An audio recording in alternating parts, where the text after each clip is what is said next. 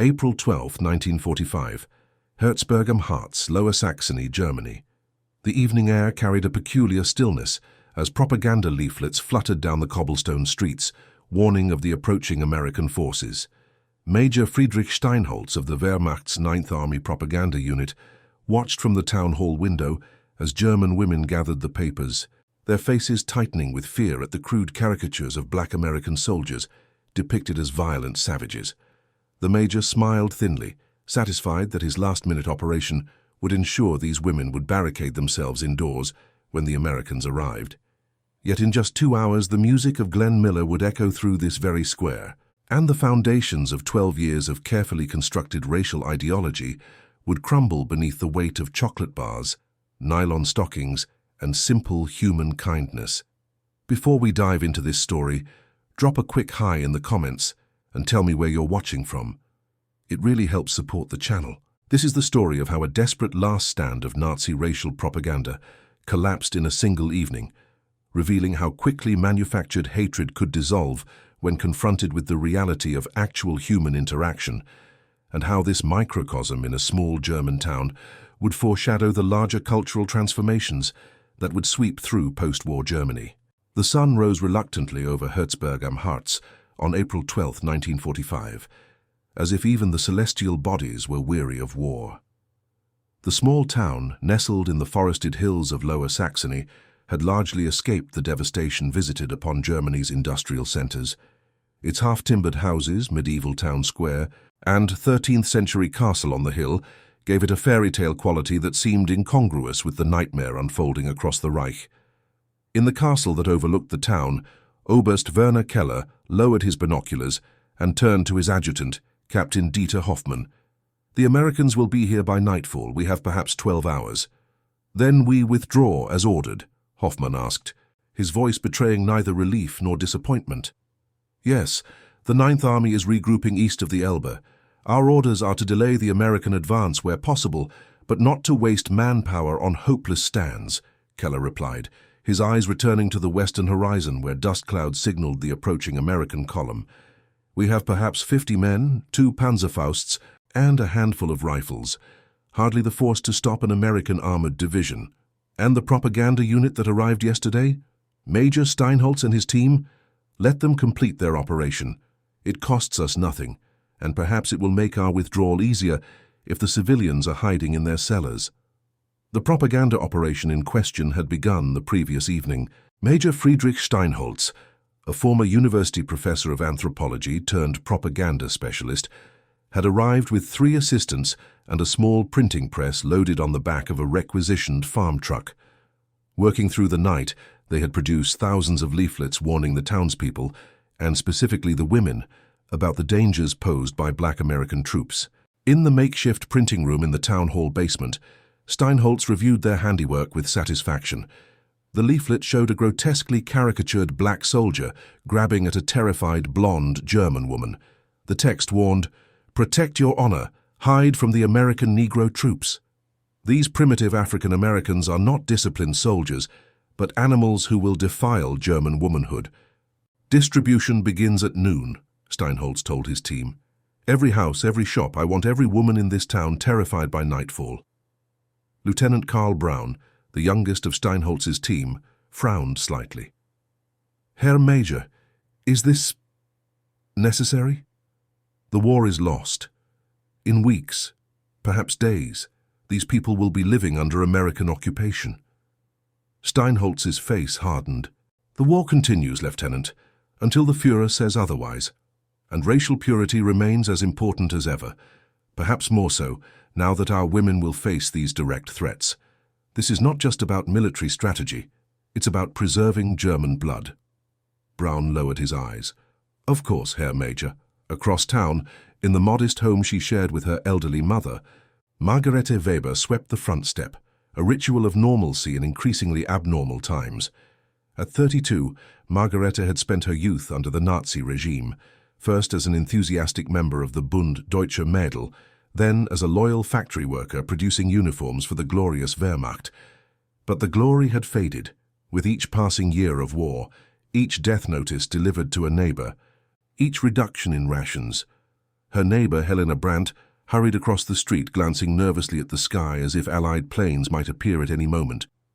At 25, Helena was pretty in the Nordic ideal way that had been celebrated throughout Margaret's adult life, blonde, blue-eyed, with a strong chin and healthy complexion. "Have you heard?" Helena asked breathlessly. "The Americans will be here today. Frau Müller's son is with the Volkssturm, and he told her before he left for the eastern roadblock." "I've heard," Margaret replied calmly, continuing her sweeping. "And have you also heard that we're supposed to flee eastward ahead of them, taking only what we can carry?" Helena's face fell. "How can we? My mother can barely walk to the market and back, and with what food? To go where?" "Exactly," Margaret said, "which is why we're staying right here, keeping our heads down, and hoping these Americans are more interested in fighting what's left of our army than bothering with 2 women and an old mother." Their conversation was interrupted by the sound of a truck engine. Both women turned to see the farm truck from the propaganda unit making its way slowly down their street. A soldier in the back was tossing leaflets into the air, letting them flutter down to the cobblestones. "Now what?" Helena murmured. Margaret retrieved one of the papers as it landed near her feet. Her expression darkened as she scanned the crude imagery and inflammatory text. "What is it?" Helena asked, stepping closer. "Nonsense," Margaret said, but handed the leaflet to her neighbor. "More fear-mongering." Helena's eyes widened as she read. "Is this true? About the black American soldiers?" Margaret snatched the paper back. "Helena, think. How would these propaganda men know how American Negro soldiers behave? Have they observed them, interviewed them? Or are they just trying to scare us, as they've been doing for years? But the stories from the Eastern Front about the Russian soldiers may be true, may be exaggerated, may be invented entirely," Margaret interrupted. "I don't know. But I do know that blind fear isn't going to help us survive whatever comes next." What neither woman knew was that Margaret's skepticism was more justified than even she realized. Major Steinholtz had never encountered a black American soldier. His expertise on African Americans came entirely from Nazi racial theory texts, American minstrel shows that had toured Germany in the 1920s, and a handful of propaganda films produced by Goebbels' ministry. In truth, the unit approaching Herzberg included the 761st Tank Battalion, the Black Panthers, one of the distinguished all-black combat units in the segregated U.S. Army. Having fought their way across France and into Germany, these men had proven themselves in battle repeatedly, despite facing discrimination from both the enemy and often their own army. Sergeant William Jefferson of Baker Company, 1st Tank Battalion, stood in the turret of his Sherman tank as the column paused for a brief rest stop 3 miles west of Herzberg. The early April sun felt good on his face after the chill inside the tank. Jefferson, at 26, was considered an old man by his crew, steady, experienced, having fought his way from Normandy to the German border. "How much further today, Sarge?" asked Private First Class Raymond Washington, the tank's loader, as he stretched his legs beside the vehicle. "Intelligence says there's a town up ahead." "Herzberg," Jefferson replied. "Word is we'll secure it before nightfall, then garrison there while the rest of the division pushes east tomorrow." "Any resistance expected?" Washington asked. "Recon says minimal. Some Volkssturm, maybe a few Wehrmacht stragglers. Nothing our boys can't handle." A jeep pulled up alongside their tank, and Captain David Silverman, their white company commander, called up to Jefferson. "Sergeant, gather your men. Colonel wants a word with all NCOs." "Yes, sir," Jefferson replied, already whistling for the rest of his crew. Lieutenant Colonel Herbert Warner, the battalion's commanding officer, was not a man given to lengthy speeches. When the sergeants and officers had assembled in a rough semicircle around him, he came straight to the point. "Gentlemen, in about 2 hours, we'll be entering Herzberg. This will be the first major German settlement many of you are responsible for occupying." He paused, his weathered face serious. "I want to be absolutely clear. We are soldiers of the United States Army, not conquerors, not avengers. The German civilians you encounter are not the SS, not the Gestapo. Many are women, children, and old men who had little say in this war." He looked around the circle, making eye contact with each man. You will conduct yourselves with discipline and humanity. Looting will not be tolerated. Abuse of civilians will result in court-martial. Is that understood? Yes, sir, came the unified response. That said, Warner continued, you remain alert. Not everyone in that town will have given up the fight. Stay vigilant. Stay professional. He nodded to Captain Silverman. Captain, your company will enter the town first. Secure the central square and administrative buildings. Understood, sir, Silverman replied. As the meeting broke up, Jefferson found himself walking back to his tank alongside Staff Sergeant Marcus Williams from another platoon. What do you think we'll find in there? Williams asked quietly. Jefferson shrugged. People scared out of their minds, probably. Been fed nothing but propaganda about how we're going to murder them all in their beds. Williams laughed without humor. Yeah, and wait till they see us. Bet most of them have never seen a Negro up close before. Their problem, not ours, Jefferson replied. We do our job, same as always. Back in Hertzburg, the propaganda leaflets had achieved their desired effect among much of the population. By mid-afternoon, many women were hurriedly packing small bags, preparing to hide in cellars or flee to the surrounding forests. The town's burgomaster, a Nazi party member since 1933, had already departed eastward with his family, leaving his deputy, the elderly and non-partisan Herr Schmidt, to deal with the coming occupation. In the market square, Margaret Weber was engaged in a heated discussion with several neighbors who had gathered to decide what to do. The propaganda says we should hide, said Frau Becker, a baker's wife, that these Negro soldiers are savages who will attack any woman they see. And you believe that? Margaret challenged. After everything we've been told for years that turned out to be lies. The 1,000-year Reich that's lasted barely 12, the invincible Wehrmacht that's now in full retreat, the secret weapons that never materialized? But the Eastern Front, someone began. We're not on the Eastern Front, Margaret cut in. These are Americans, not Soviets. The Americans have rules, discipline. How can you know? Demanded Frau Becker. I can't know for certain, Margaret admitted, but neither can those printing these leaflets. I'm saying we should use our heads, not be driven by fear like cattle. Helena, standing at Margaret's side, spoke up timidly. My cousin in the Rhineland wrote that when the Americans came to her village, they gave chocolate to the children and were quite correct with everyone. Were there Negro soldiers? Someone asked. She didn't mention any, Helena admitted. The debate might have continued indefinitely, but it was interrupted by the distant sound of engines, heavier and more numerous than the occasional German military vehicle they were accustomed to hearing. The American column was approaching the town's eastern entrance. They're here, someone whispered, and the group scattered, most hurrying toward homes or designated hiding places. Only Margaret and Helena remained in the square, along with Schmidt, the deputy burgomaster, who had appeared from the town hall carrying a white bedsheet tied to a broomstick. You should hide, Schmidt told the women nervously. I will meet them and surrender the town formally. We'll stay, Margaret said firmly, though she noticed Helena trembling beside her. As you wish, Schmidt replied, clearly too preoccupied with his own fears to argue. But remember, I did warn you. The rumble of tank treads on cobblestones grew louder. From their vantage point, they could see the first Sherman tank turn onto the high street that led to the market square. Behind it came more tanks, jeeps, and troop transports. Hertzburg was being occupied by a significant American force.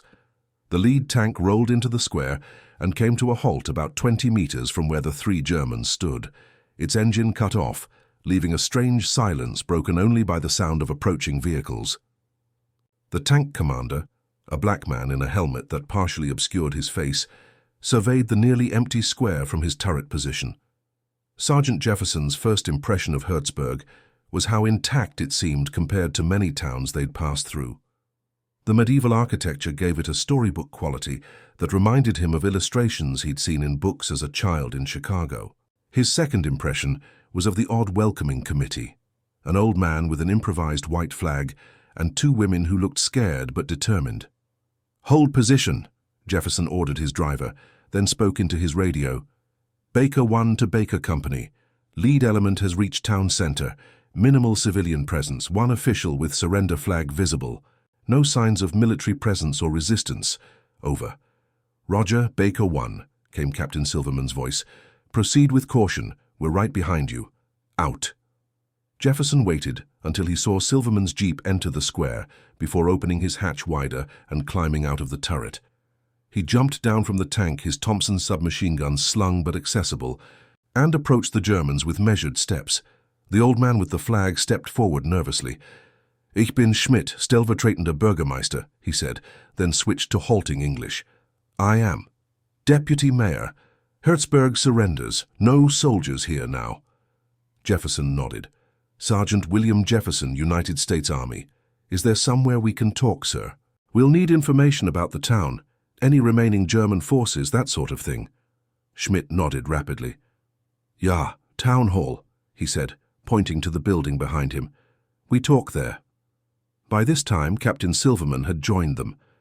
After a brief exchange, Silverman, Schmidt, and a translator headed for the town hall, while Jefferson was ordered to begin establishing a perimeter with his platoon. This left Margaret and Helena standing awkwardly as more American vehicles and soldiers, many of them black, poured into the square. Neither woman had ever seen a black person before, except in propaganda materials or perhaps films, and the reality was jarringly different from the caricatures. Private Washington approached Jefferson as the sergeant was organizing the placement of his tanks around the square. Sarge, what about these civilians? Want me to tell them to go home? Jefferson glanced at the two women, who were watching the American operation with evident fascination and lingering fear. Leave them be for now, Washington. They're not causing any trouble. Just keep an eye out for any signs of resistance or trouble from buildings around the square. As the American occupation of Hertzberg began in earnest, the town's inhabitants gradually realized that no immediate danger was forthcoming. Children were the first to venture out, curiosity overcoming fear. They gathered at the edges of the square, watching in fascination as the American soldiers set up positions, unloaded equipment, and established communications. Many of the soldiers, particularly the black troops, who had endured months of warnings about how they would be received by German civilians, were surprised by the absence of the fanatical resistance they had been told to expect. Instead, they found a population that seemed more weary and wary than hostile. By late afternoon, a mess station had been established in one corner of the square. The smell of hot food, far richer than anything the German civilians had experienced in months, wafted through the air. Several American soldiers could be seen sharing their rations with German children, who had overcome their initial fear and approached the friendly-looking troops. In one such encounter, Private Washington found himself surrounded by 3 small German children, who watched him eat with undisguised longing. He glanced around to make sure no officers were watching too closely, then broke his chocolate bar into pieces and held them out to the children. "Here you go, kids," he said with a smile. "Chocolate. Chocolate, right?"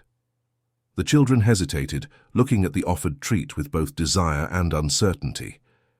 "It's okay," Washington encouraged them. "Go on, take it." The oldest child, a boy of perhaps 8, tentatively reached out and took a piece of chocolate. His eyes widened as he tasted it, likely the first real chocolate he had experienced in years. The other children quickly followed suit. "Thank you, American," the boy said in heavily accented English. Washington grinned. "You're welcome, little man. You speak English pretty good." "Little," the boy replied. "From school. Before it close." Washington nodded, understanding. "Well, you're doing just fine." From their position across the square, Margarete and Helena watched this interaction with surprise. It contrasted sharply with the imagery from the propaganda leaflets that had depicted these same soldiers as barely human predators. "They seem normal," Helena whispered. "Just regular soldiers." "Yes," Margaret replied thoughtfully. "Just men, far from home, doing their job." As evening approached, the atmosphere in Hertzberg began to shift subtly. With no incidents of violence or mistreatment, the initial terror inspired by the propaganda leaflets was giving way to cautious relief among the civilians who had remained in town. More people ventured out of hiding, and a strange impromptu community began to form in and around the square. as Americans and Germans navigated their first hours of coexistence. In the town hall, Captain Silverman had concluded his meeting with Deputy Mayor Schmidt and was briefing Lieutenant Colonel Warner, who had arrived to inspect the occupation's progress. "The town is secure, sir," Silverman reported. "No military presence detected beyond a few Volkssturm, who surrendered immediately. Schmidt has been cooperative, providing information on utilities, food supplies, and civilian population." "Good work, Captain," Warner replied. "And civilian relations?" "Surprisingly smooth, sir. Initial fear seems to be subsiding. No incidents reported. Some of the men have been sharing rations with local children, with my approval." Warner nodded approval. "Continue as you are. I want a curfew established for tonight, say 2,000 hours, post guards at key points. The rest of the battalion will move through tomorrow morning, but Baker Company will remain as garrison for at least the next few days." "Understood, sir." Outside, as dusk began to fall, an unexpected development was taking shape. Technician 5th grade James Jimbo Wilson, a mechanic with the battalion's maintenance unit and an amateur musician, had retrieved his harmonica during a break and was playing a blues tune while sitting on the steps of the town's small fountain. Several soldiers had gathered around, some keeping time with taps on their helmets or knee slaps. The music, so different from anything the Germans had been permitted to hear during the Nazi years, when jazz and blues had been denounced as degenerate Negro music, drew curious onlookers. A small crowd of German civilians, mostly women and children, formed at a cautious distance, listening to the unfamiliar rhythms and soulful melodies. Among them were Margaret and Helena, who had remained in the square throughout the afternoon, watching the Americans with increasing curiosity rather than fear. When Wilson finished his impromptu performance, the soldiers applauded, and to everyone's surprise, so did some of the German onlookers. Wilson grinned and called out, "Anybody got any requests?" The Germans looked confused until a young soldier translated, "Fragt, ob jemand einen Musikwunsch hat." After a moment's hesitation, an elderly German man stepped forward. "Glenn Miller?" he asked hopefully. "In the mood?" Wilson laughed. "Man, everybody in Europe loves Glenn Miller. Let me see what I can do." He began to play a recognizable, if somewhat simplified version of the swing classic on his harmonica. The effect was electric. The familiar tune seemed to break some invisible barrier. Several more Germans moved closer, smiling in recognition of the popular music that had been banned but occasionally heard on secret radio receivers tuned to Allied broadcasts. Nearby, in the back of a supply truck, Corporal Thomas Davis had been setting up a portable phonograph and a small collection of records, part of the morale equipment that traveled with the company headquarters. Hearing Wilson's rendition of Glenn Miller, Davis had an inspiration. "Hey, Sarge," he called to Jefferson, who was supervising the establishment of night positions nearby.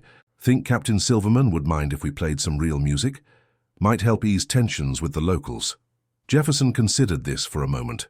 Officially, fraternization with German civilians was discouraged, but pragmatic commanders understood that some positive interaction made occupation duties easier and safer. "I'll check," Jefferson replied, and walked over to where Captain Silverman was conversing with another officer. To Jefferson's surprise, Silverman not only approved but seemed enthusiastic about the idea. "Good thinking, Sergeant. Some music might be just the thing to normalize the situation.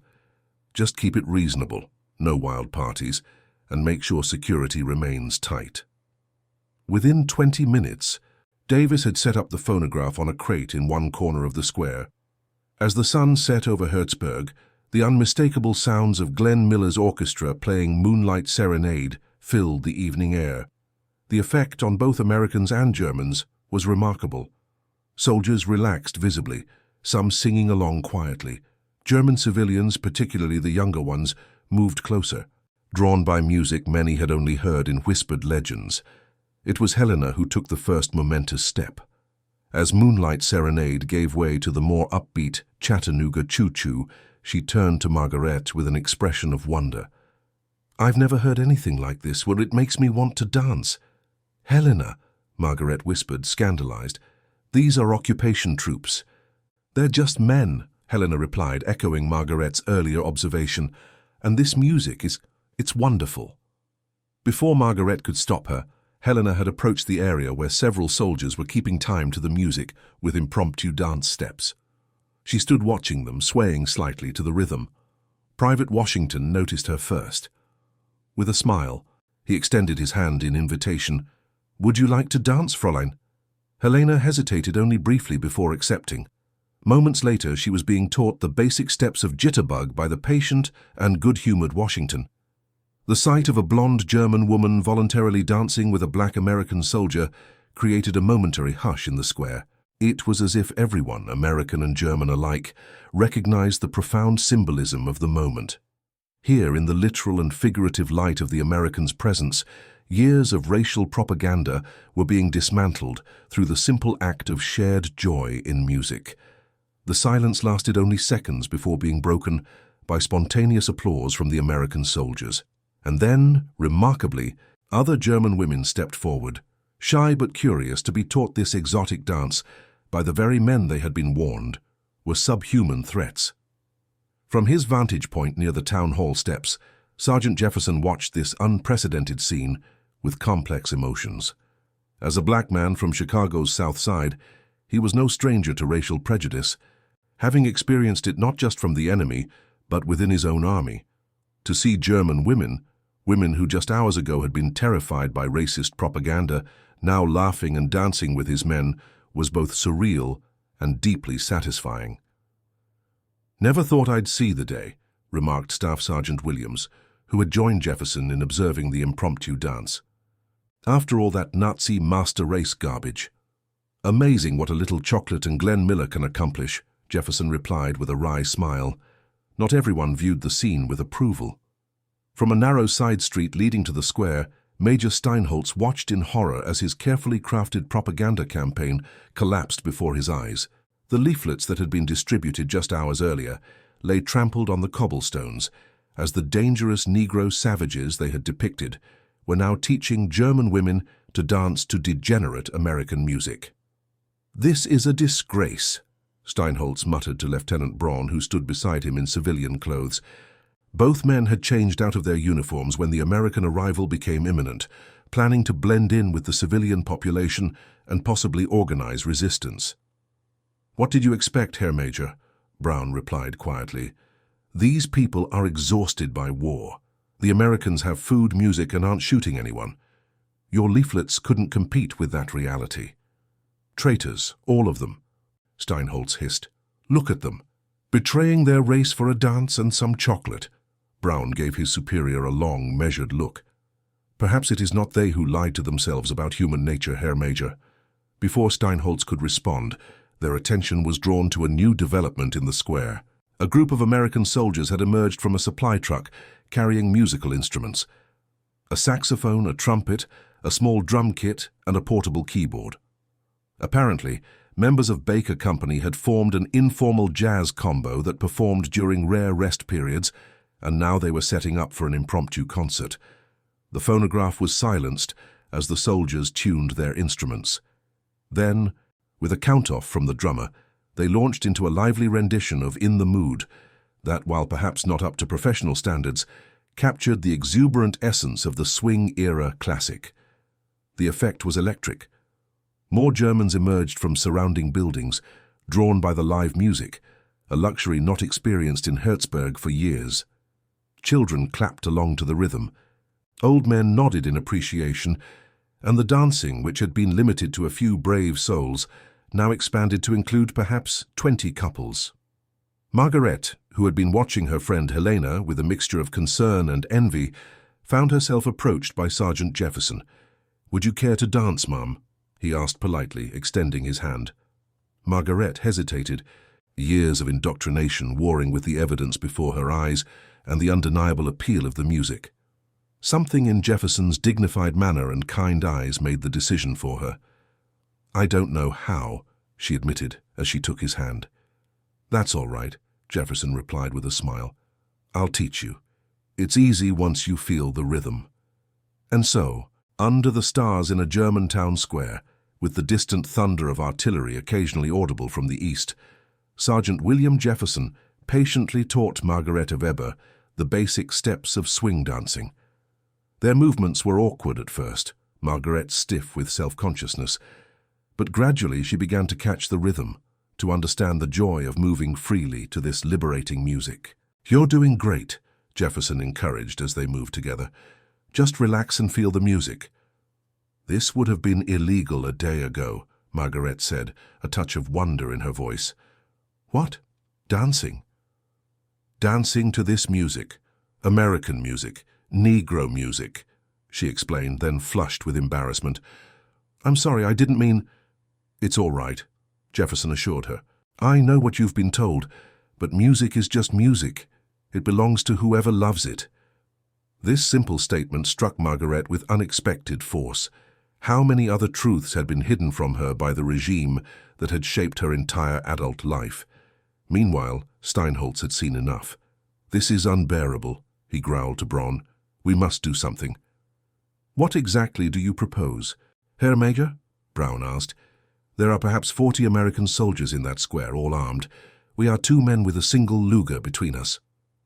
"Not a direct confrontation," Steinholtz said, "but we could remind these women of their duty, of their betrayal."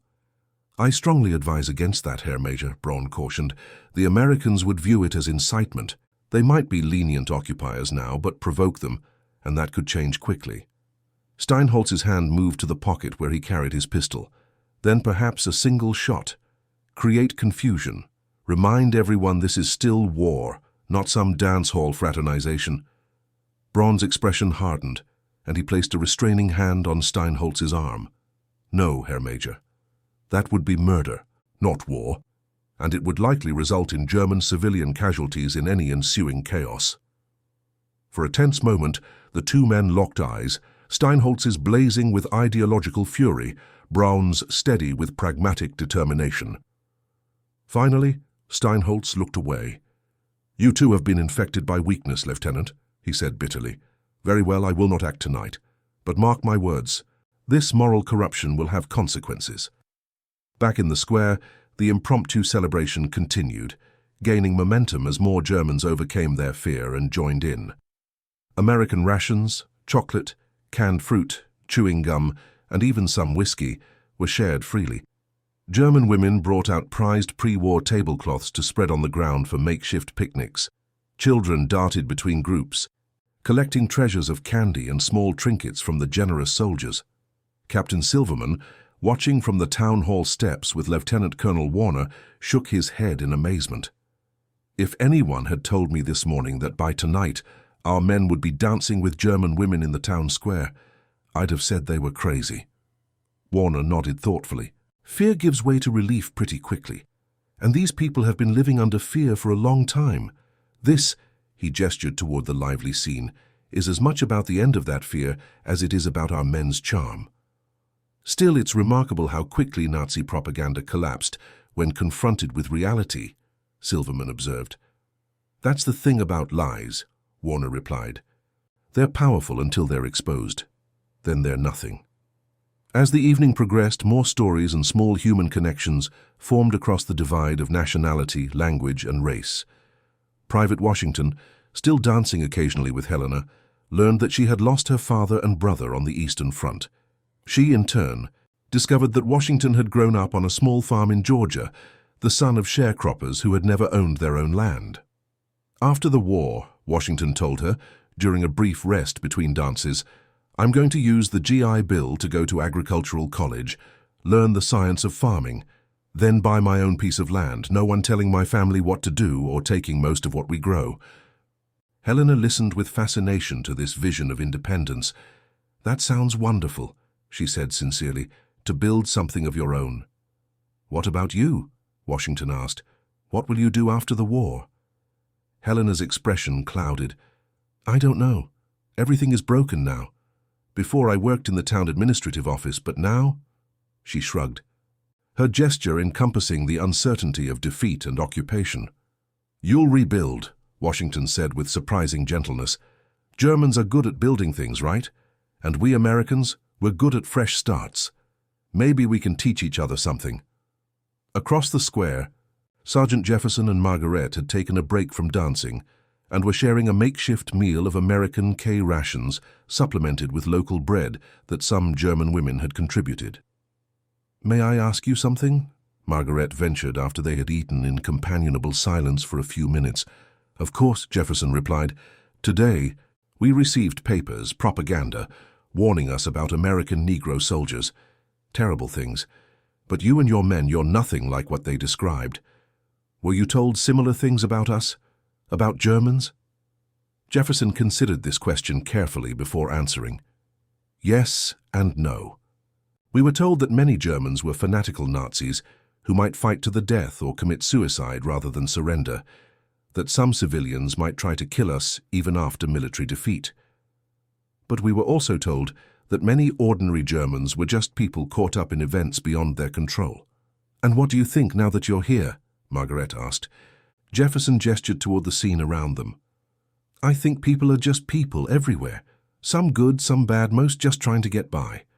He paused, then added, "Though I have to say, I didn't expect to be giving dance lessons on my first night in a German town." This drew a genuine laugh from Margaret, perhaps her first in months. "Nor did I expect to be learning to dance from an American soldier. Life is strange." "That it is, ma'am, that it is." As midnight approached, the celebration gradually wound down. Captain Silverman, mindful of his men's need for rest and the importance of maintaining order, finally gave the order for the music to end and for civilians to return to their homes. To his surprise, the Germans complied without protest. There were fond farewells, shy thank yous, and promises to meet again the following day. The square slowly emptied of civilians, leaving only the American soldiers assigned to guard duty and a few officers.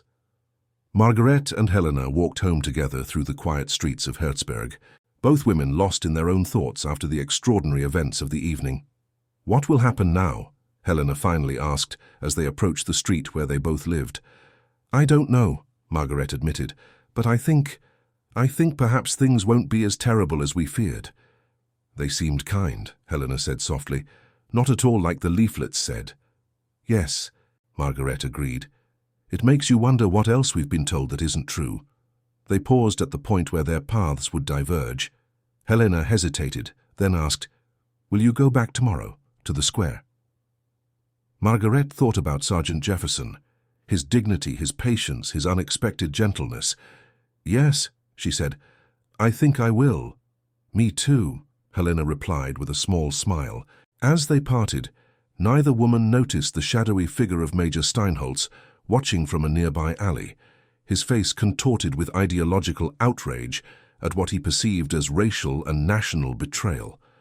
The next morning dawned clear and cool over Herzberg. The American occupation began to take on more formal structures. Military police established checkpoints at town entrances. Civil affairs officers met with remaining German officials to ensure essential services continued. Medical personnel set up an aid station that would treat both American soldiers and German civilians.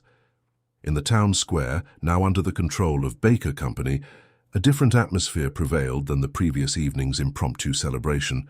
Soldiers went about their duties with professional focus.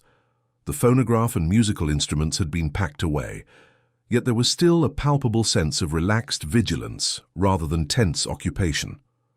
German civilians, having survived their first night under American control without the predicted atrocities, began to emerge in greater numbers. Some came to trade, fresh eggs or homemade bread in exchange for American coffee or chocolate. Others came seeking medical attention for ailments long neglected due to wartime shortages. Still others simply came to observe their new reality. Among the first to return to the square were Margaret and Helena. Both women had taken unusual care with their appearance that morning, wearing their best remaining dresses, arranging their hair carefully. If they were conscious of this special effort, neither acknowledged it to the other. They found Sergeant Jefferson supervising the establishment of a water distribution point. Clean water from American military cans was being offered to civilians who brought containers. The line already stretched across one side of the square. Jefferson noticed the two women and nodded in recognition, but continued with his duties. This professional focus, rather than disappointing Margaret, impressed her. He was a soldier first, doing his job, not just a dancing partner from the previous night. "Should we wait?" Helena whispered, uncertain how to navigate this new relationship with the occupiers. "Yes," Margaret decided. "They're busy now, we can wait." They found a bench near the fountain and sat down to observe the American operation. The efficiency and organization were striking, so different from the increasingly chaotic German military presence they had witnessed in recent months as the Reich crumbled. They were not the only ones watching. From a second-floor window overlooking the square, Major Steinholz observed the scene with growing frustration.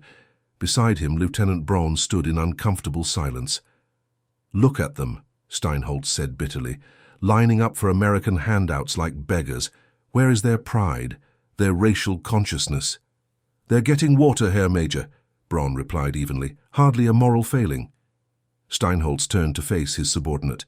"You don't see it, do you? This is just the beginning. First they accept water and food, then music and dances. Soon they'll be adopting American ideas, democracy, racial mixing, Jewish finance capitalism. The infection spreads from material comforts to ideological surrender." Braun remained silent, his expression carefully neutral. "We need to act," Steinholz continued. "Not violence, you were right about that. It would only bring reprisals. But we can still remind these people of their duty, their heritage." "What do you propose?" Braun asked cautiously. "I still have the printing supplies in that cellar storage room. We can produce new leaflets tonight, more specific, targeting the women who fraternized last night, names, descriptions, shame them publicly." Braun's expression darkened. "Herr Mayer, with respect, that would be dangerous for them and for us. The Americans would see it as incitement. They might conduct searches, make arrests." "Are you refusing to follow orders, Lieutenant?" Steinholz asked coldly. Braun straightened. "No, Herr Major, I am advising caution, as is my duty as your adjutant." Their tense exchange was interrupted by a commotion in the square below. A contingent of military vehicles was arriving, not American this time, but Soviet. 3 jeep-like vehicles flew red flags and carried Soviet officers, evidently a liaison delegation from the nearby Red Army units. The arrival of the Soviets created an immediate change in the atmosphere. German civilians, who had begun to relax around the Americans, tensed visibly. Many quickly left the square, mothers hustling children along, old men suddenly remembering urgent business elsewhere. Stories from the Eastern Territories, some exaggerated, many tragically true, had preceded the Red Army's advance, and the fear they inspired was of a different quality than the initial wariness toward the Americans.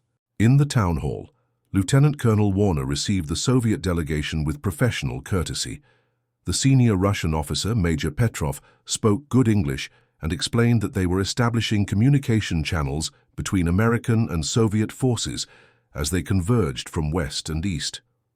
"We will not stay long," Petrov assured Warner. "Just to coordinate boundaries, prevent any unfortunate incidents between our forces." "Of course," Warner replied. "We've established our command center here. My intelligence officer can share our current positions and planned movements, within security limitations, of course." The formal military business proceeded smoothly, but when Petrov requested a tour of the American-occupied town, Warner assigned Captain Silverman to accompany him, suspecting the Russians were as interested in assessing American occupation methods as in avoiding territorial confusion. As Silverman led the Soviet officers around Herzberg, the contrast in civilian reactions was striking. Where Germans had begun approaching Americans with cautious optimism, they gave the Russians a wide berth, avoiding eye contact, hurrying past with palpable fear. Margaret and Helena, still seated by the fountain, tensed when they saw the Soviet officers approaching, led by Captain Silverman and accompanied by Sergeant Jefferson as security. "Perhaps we should go," Helena whispered nervously. "No," Margaret replied, though she felt the same instinctive fear. "Running would only draw attention. Just sit quietly." As the group passed near the fountain, Major Petrov noticed the 2 German women and paused, his gaze lingering particularly on Helena's blonde beauty. He said something in Russian to one of his companions, who laughed coarsely. Jefferson, walking slightly behind, noticed the women's discomfort and subtly positioned himself between them and the Soviet officers, not obstructing the Russians but establishing a protective presence. Petrov noticed this small maneuver and raised an eyebrow. "Your men are quite attentive to the local women, Captain," he remarked to Silverman in accented but clear English. "My men maintain professional relationships with all civilians," Silverman replied evenly. "Our orders are to treat the local population with respect while maintaining security." "Of course," Petrov said with a thin smile. "Very American approach. We Russians, we have not forgotten what these people did to our country, our families." His expression hardened. "But perhaps your men did not see Leningrad or Stalingrad."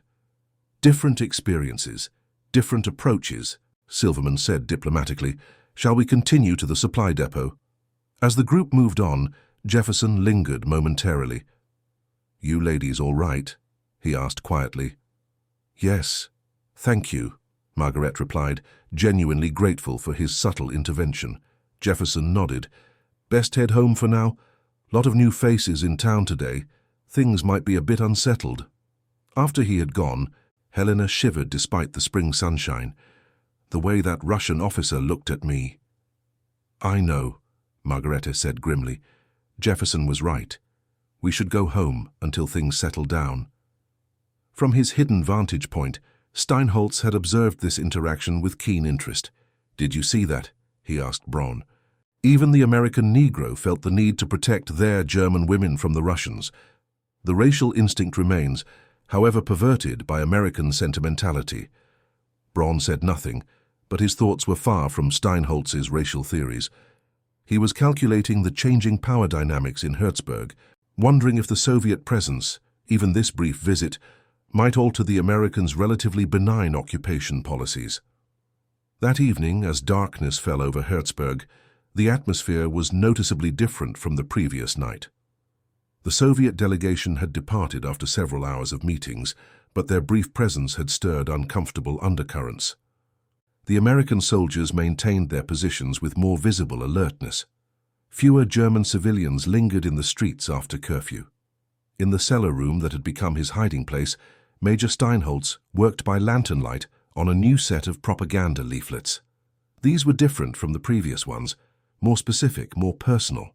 They named women who had been seen dancing with black soldiers, including Margaret and Helena, and branded them as race traitors. Lieutenant Braun watched this activity with growing unease. "Herr Major, I must formally protest this action.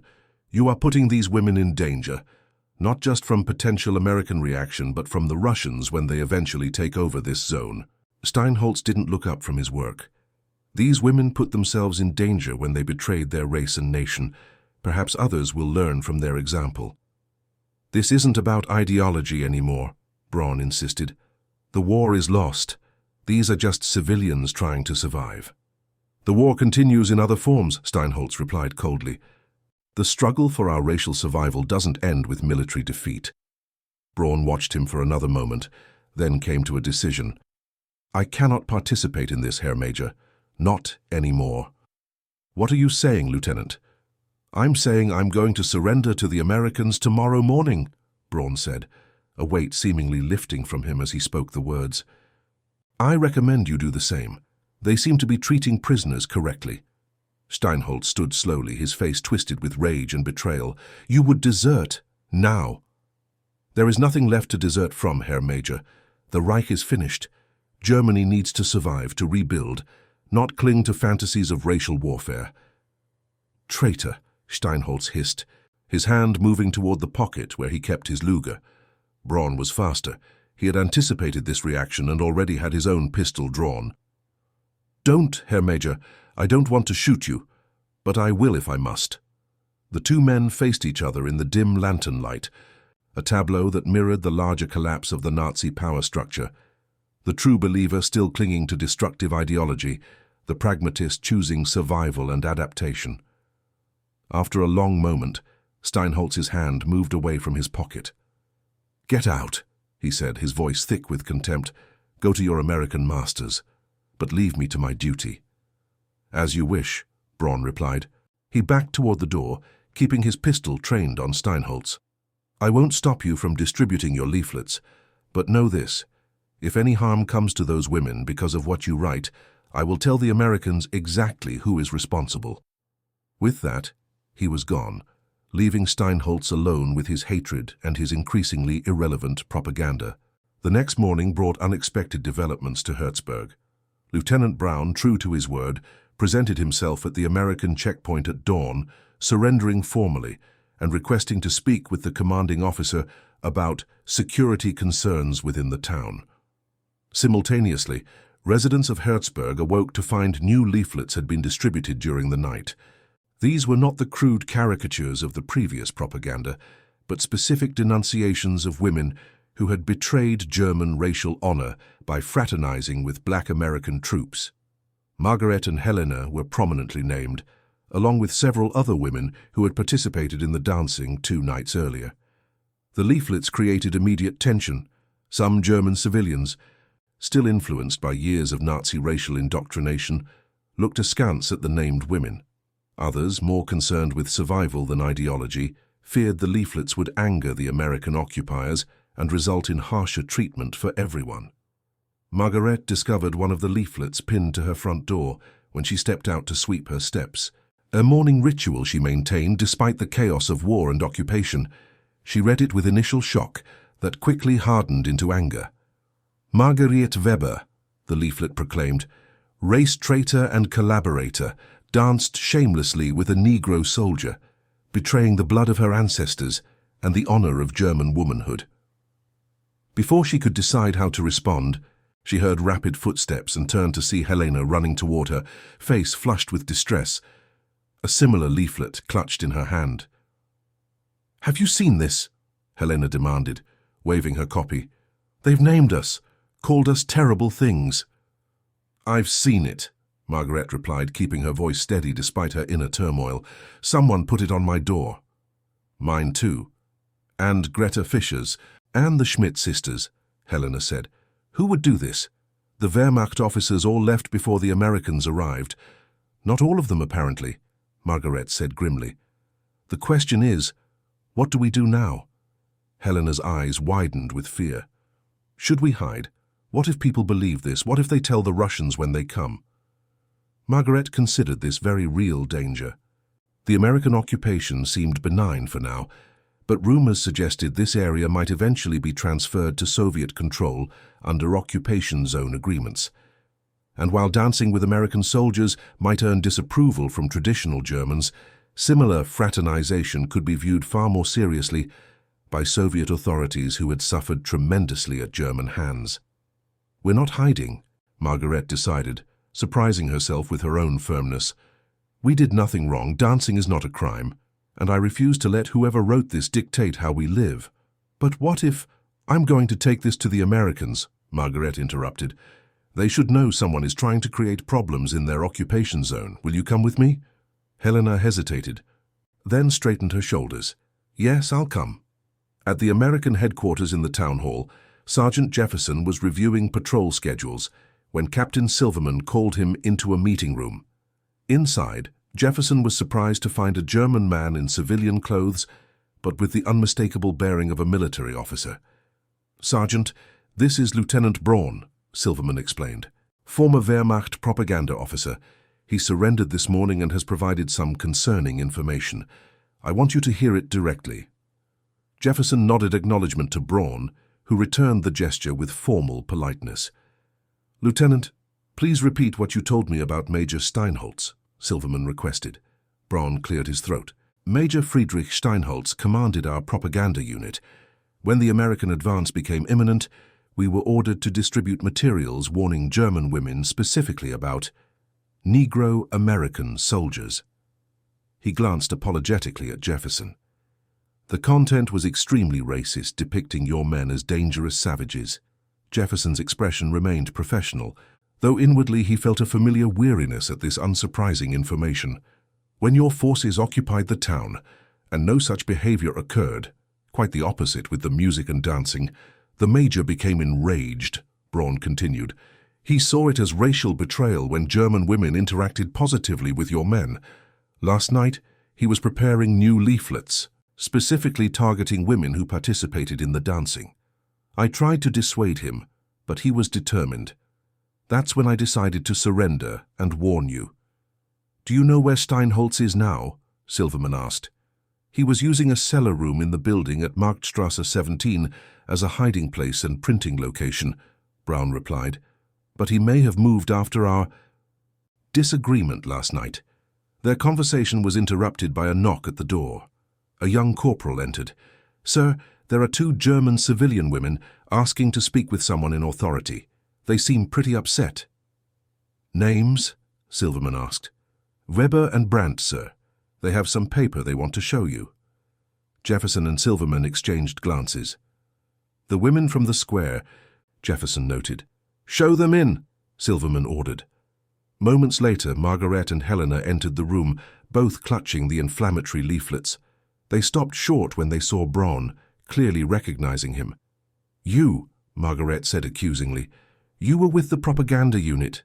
You helped distribute the first leaflets." Braun nodded, accepting the accusation. "Yes, Fräulein Weber, I was.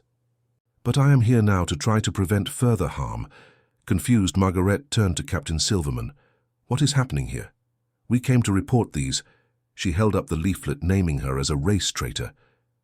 "You're not the only ones," Silverman replied. "Lieutenant Braun here has just been explaining who's behind them. Please sit down, we need to discuss this situation." Over the next half hour, a complex picture emerged. Braun explained Steinholz's obsession with racial purity and his fury at seeing his propaganda undermined by actual human interaction.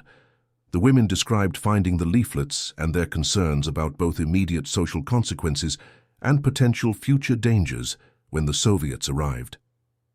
"So this Steinholz is still in the town, printing these leaflets and stirring up trouble," Silverman summarized. "He needs to be found and detained before this escalates." "I agree, sir," Jefferson said, "and we need to make a public statement countering this propaganda.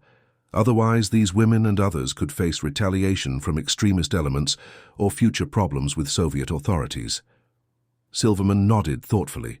"Sergeant, organize a search party to locate Major Steinholz based on Lieutenant Braun's information. I'll speak with Colonel Warner about issuing a formal statement."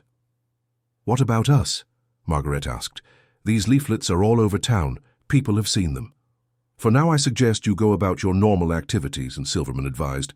"Show that you're not intimidated. We'll have patrols keep an especially watchful eye on your homes, and tonight—" He paused, considering. "Tonight, I think we might have music in the square again. Show everyone that what happened wasn't wrong or shameful."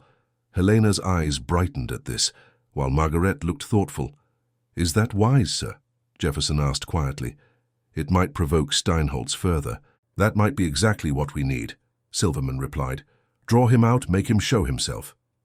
The search for Major Steinholz began immediately, with Jefferson leading a squad to the location Braun had identified. They found the cellar room at Marktstrasse 17 abandoned, but with clear evidence of recent occupation. Printing materials, propaganda drafts, even half-eaten rations. Steinholz himself had vanished. Throughout the day, tension in Herzberg remained high. The named women received mixed reactions from their neighbors, some supportive, others coldly disapproving, most simply uncertain in this new reality, where old certainties had been shattered and new rules were still unclear. By evening, as promised, the Americans had organized another musical gathering in the town square, though with more deliberate security this time. Armed guards were posted at all entry points. The musicians from Baker Company set up their instruments again, and the portable phonograph stood ready with its collection of Glenn Miller, Duke Ellington, and Benny Goodman records. The question on everyone's mind was, would the German civilians return after the targeted intimidation of the leaflets? The answer came gradually, as dusk fell. First, a few curious children appeared at the edges of the square, then older residents, perhaps less concerned about social standing. Finally, with courage born of solidarity, Margaret and Helena entered the square together, chins held high despite the whispers that followed them. Their arrival seemed to break a dam of hesitation. More women who had been named in the leaflets appeared, some accompanied by supportive family members. Soon the square held perhaps 100 German civilians, a smaller gathering than the spontaneous celebration of the first night, but a decisive rejection of Steinholz's intimidation tactics. Captain Silverman had arranged a small raised platform where Lieutenant Colonel Warner delivered a brief but clear statement. The United States Army encourages peaceful interaction between our troops and the civilian population. Music and dancing are permitted and appropriate. Any attempt to intimidate or threaten civilians who engage in such peaceful activities will be treated as a serious offense.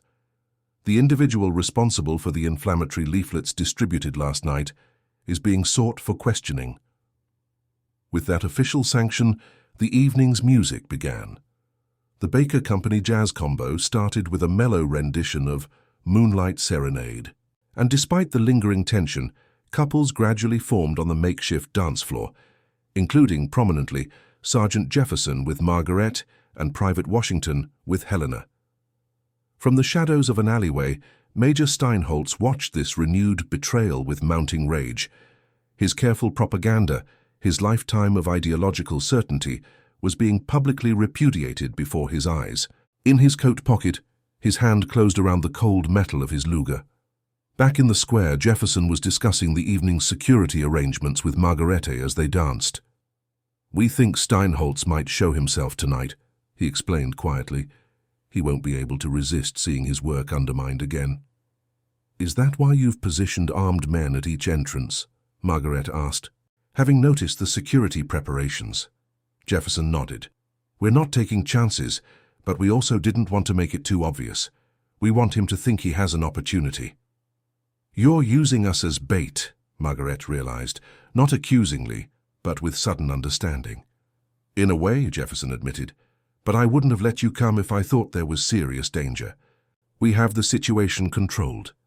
"I would have come anyway," Margaret told him with unexpected firmness. "I'm tired of fear ruling our lives, tired of having to hide who I talk to or dance with." Jefferson studied her face, seeing a strength that perhaps had always been there but had been suppressed by years of enforced conformity. "That's a powerful thing to discover about yourself." "This horrible war has taught us many things," Margaret replied, "some terrible, some surprisingly valuable." Their conversation was interrupted as the music changed to the more upbeat "Sing, Sing, Sing," and Jefferson guided her into the faster steps he had taught her the previous night. Around them, other couples were similarly engaged, the tensions of the day gradually giving way to the simple human pleasure of movement and music. It was during this moment of collective joy that Major Steinholtz made his fatal miscalculation. Driven by ideological rage and the collapse of his worldview, he emerged from the shadows and moved toward the dance area, his hand emerging from his pocket with the Luger. Whether he intended to shoot Jefferson, Margaret, or simply fire into the air to create panic was never determined. Before he could raise his weapon fully, he was spotted by one of Jefferson's carefully positioned men. 3 shots rang out in rapid succession, momentarily drowning the music. Steinholtz crumpled to the cobblestones, his unfired weapon clattering beside him. The music stopped abruptly. Dancers froze in place. American soldiers converged on the fallen figure, weapons ready. In the sudden silence, Captain Silverman's voice rang out. "Everyone remain calm. The situation is under control. Please move to the edges of the square in an orderly manner." The Germans complied quickly, their instinct for following authoritative instructions still intact despite everything. The Americans established a perimeter around Steinholtz's body, while a medical officer confirmed what was already evident. The major was dead, his fanatical crusade ended by American bullets.